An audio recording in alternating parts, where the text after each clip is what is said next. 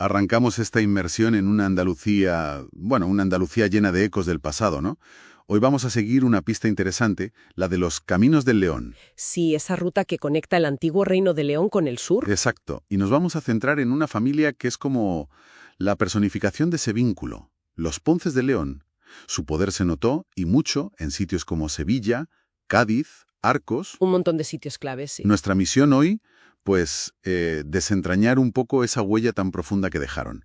Militar, arquitectónica, cultural. Todo, y sobre todo, la de una figura clave. Hablamos, claro, de don Rodrigo Ponce de León, el marqués de Cádiz. Estuvo muy activo en la segunda mitad del siglo XV. ¿Eso es? Aunque, bueno, el linaje venía de León, de mucho antes. Su poder fuerte en Andalucía, digamos, se consolidó cuando Fernando IV les dio Marchena. Eso fue en 1303. Justo, 1303.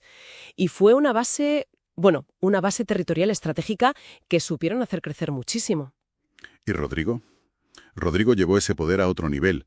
Le llamaban el Cid andaluz, nada menos.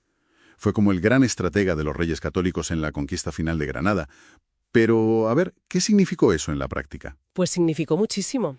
Rodrigo no era solo un guerrero, era casi un constructor de Estado en el sur. Su papel fue decisivo en golpes clave. Por ejemplo, la toma de Alhama en 1482 o la recuperación de Zara en 1483, que se dice que fue lo que encendió la mecha de la Guerra de Granada. El detonante, sí. Exacto.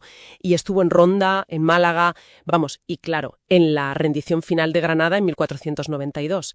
Llegó a controlar directamente más de 20 pueblos y ciudades. Un poder. Tremendo. Un poder que, me imagino, no siempre sentaría bien a los propios reyes católicos, por muy aliado que fuera, claro. Era una relación tensa. Muy tensa, sí. A ver, necesitaban su fuerza militar, era obvio. Pero al mismo tiempo les daba miedo tanta autonomía. Claro. Hay ejemplos muy claros de cómo intentaron, contenerlo. Por ejemplo, fundaron Villafranca de la Marisma, muy cerca de los palacios, que era señorío Ponce. Para vigilarlo. Para vigilarlo y para limitar su acceso al Guadalquivir, que era estratégico. Incluso, se sospecha que fomentaron un poco las rivalidades dentro de la familia. Entre hermanos. Sí, entre Rodrigo y su hermano Manuel. Quizás para debilitar a la casa y así poder recuperar Cádiz más fácil cuando Rodrigo muriera. Una política Más de adedes, contra eso es constante. Entiendo. Un aliado muy poderoso, pero también un posible rival, vaya. Y todo ese poderío militar y político tenía que notarse en lo físico, ¿no? En las construcciones. ¿Dónde vemos su huella arquitectónica más fuerte? Está por todas partes. Desde castillos defensivos clave, piensa en la costa. El castillo de Luna en Rota, por ejemplo. O el de Chipiona, que además está ligado a la Virgen de Regla, la patrona de León. Fíjate qué curioso. Anda, mira tú. Y luego, claro, su centro administrativo en Marchena. Allí está el Castillo de la Mota y esa plaza ducal que es impresionante, donde hacían sus fiestas y demás. Y por supuesto, dejaron marca en las grandes ciudades. Como en Sevilla o Jerez. Que ahí la rivalidad con los Guzmán, la otra gran familia, era de leyenda, ¿verdad? Exacto. Los Guzmán, otra familia potentísima compitiendo por el dominio en Andalucía. En Jerez, por ejemplo, la Torre Ponce de León en el Alcázar es un símbolo clarísimo de esa pugna. Se ve quién manda. Eso es. Y en Sevilla su presencia era enorme. El Palacio Ponce de León, que hoy es Emasesa, creo, conventos donde se enterraron miembros de la familia. Sí. Se cuenta que la rivalidad con los Guzmán llegó a tal punto, que había peleas en las calles. Incluso llegaron a quemarse iglesias unos a otros. ¡Qué barbaridad! Casi Juego de Tronos, pero en Sevilla. Pues sí, algo así. Y no podemos olvidar la Puerta de Marchena, en el Alcázar de Sevilla. Un encargo para honrar a Rodrigo, hecha por Juan Guas, y que, ojo, casi acaba en Estados Unidos siglos después. La salvó Alfonso XIII. Impresionante. Y para mantener todo esto, las guerras, los castillos, la influencia, necesitaban una base económica sólida, claro. Fundamental, sí. Controlaban recursos estratégicos. Las salinas de interior, como las de Valcargado, cerca de Utrera, eran vitales. La sal, el oro blanco de la época. Exacto. También tenían ingenios de azúcar y salinas en la costa, por Casares, por ejemplo. Y desde Cádiz, Cádiz era un hervidero comercial. Sedas, atunes, Y también un negocio más oscuro, el de esclavos capturados por corsarios a su servicio. Como Pedro de Vera. Ese mismo, el famoso Pedro de Vera. Un negocio muy activo. O sea, poder militar, político, arquitectónico, económico, lo tenían todo. Pero, ¿y la huella cultural, la social? ¿Queda algo de esa conexión leonesa más allá de los apellidos? Queda. Y es fascinante.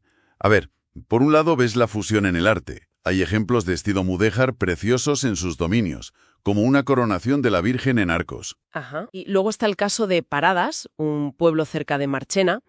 Fue repoblado por leoneses y, según dicen algunos estudios, todavía hoy se notan rasgos en el folclore, en la gastronomía y hasta en el acento. No me digas, ¿un eco de León en plena campiña sevillana? Pues sí, es como un eco lejano. Muy curioso. ¡Qué fuerte! Y hay otro aspecto social, bueno, complejo, ¿no? Su relación con la comunidad judía. Sí, eso es interesante. Justo en 1492, el año de la expulsión que decretaron los reyes católicos, Rodrigo Ponce de León acogió a muchos sefardíes. En sus tierras. Sí, en Marchena, en los palacios. Y lo hizo, según cuentan las crónicas, a pesar de las advertencias de la Inquisición. O sea, mostrando bastante autonomía ahí también. Exacto. Muestra la complejidad del personaje, sí. Parece que su legado de alguna forma sigue vivo. He oído que hay fiestas populares que recrean episodios de su época. Así es. Hay recreaciones históricas muy chulas, como la toma de Zahara o la de Setenil, fiestas de moros y cristianos, en Grazalema, por ejemplo, o cabalgatas que recuerdan la entrada de los reyes en Málaga, donde Rodrigo tuvo un papel estelar. Mantienen viva esa memoria. Entonces, para ir resumiendo, los Ponce de León, y especialmente Rodrigo, no fueron solo nobles con mucho poder. Fueron actores clave que, moldearon activamente la Andalucía de finales de la Edad Media.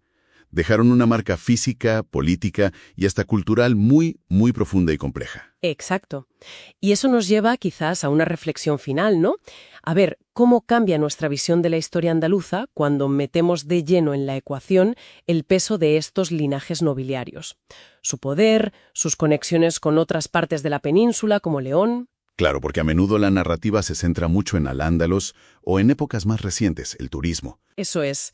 Reconocer esta capa leonesa, con toda su complejidad, con sus luces y sus sombras, ¿no nos obliga un poco a mirar el pasado del sur con otros ojos?